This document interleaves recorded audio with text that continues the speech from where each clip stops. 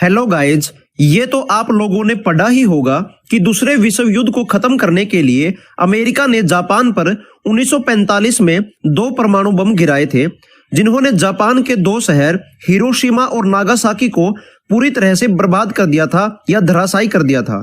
लेकिन अब आप ये सोच रहे होंगे कि ये परमाणु बम बनता किन किन चीजों से है और ये परमाणु बम कैसे काम करता है या कैसे फटता है। तो चलिए दोस्तों, आराम से बैठकर इस 3D वीडियो के माध्यम से परमाणु बम के बारे में पूरे विस्तार से जानते हैं। एक परमाणु बम 1 टन से लेकर 10 टन तक भारी हो सकता है और इसका साइज एक मोटे तगड़े इंसान से तो बहुत बड़ा होता है। अगर हम परमाणु बम को खोलकर दिखाएं तो ये ऐसा दिखता है। परमाणु बम के अंदर एक फुटबॉल जैसा स्फीयर होता है जिसमें प्लूटोनियम भरा होता है और यह स्फीयर 6.4 किलोग्राम के लगभग भारी होता है। प्लूटोनियम एक खतरनाक एलिमेंट है जो प्राकृतिक रूप से यूरेनियम की खदानों में पाया जाता है। प्लूटोनियम एक रेडियो एक्टिव एलिमेंट है जिसको 1940 में खोजा गया था। परमाणु बम के अंदर प्लूटोनियम से भरा हुआ यह स्फीयर चारों तरफ से विस्फोटक पदार्थों से घिरा हुआ रहता है।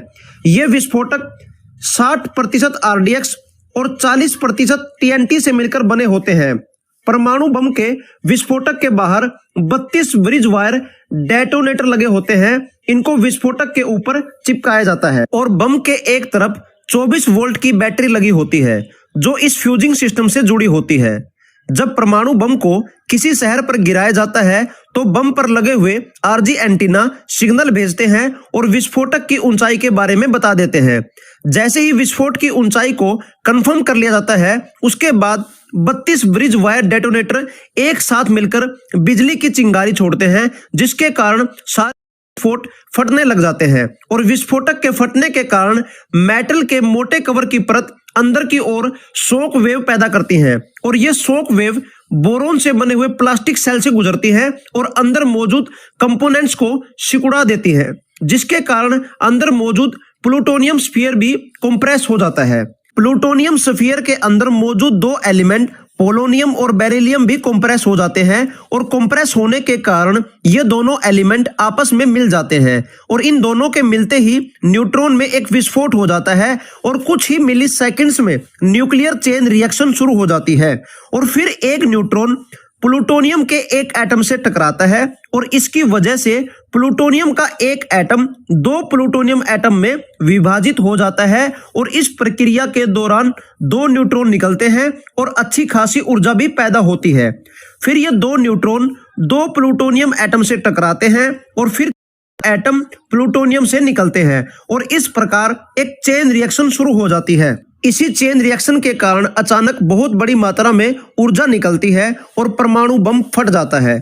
अगर परमाणु बम को जमीन के अंदर फोड़ा जाए तो इसकी ज्यादा ऊर्जा जमीन के अंदर समा जाएगी और लगभग 8 किलोमीटर तक भूकंप जैसा महसूस होगा। अगर परमाणु बम को जमीन के बाहर थोड़ी ऊंचाई पर फोड़ा जाए तो यह 40 से 50 हजार लोगों तक की जान ले सकता है। परमाणु बम के फटने से 3 प्रकार की रेज निकलती हैं, अल्फा रेज, बीटा रेज और गामा रेज।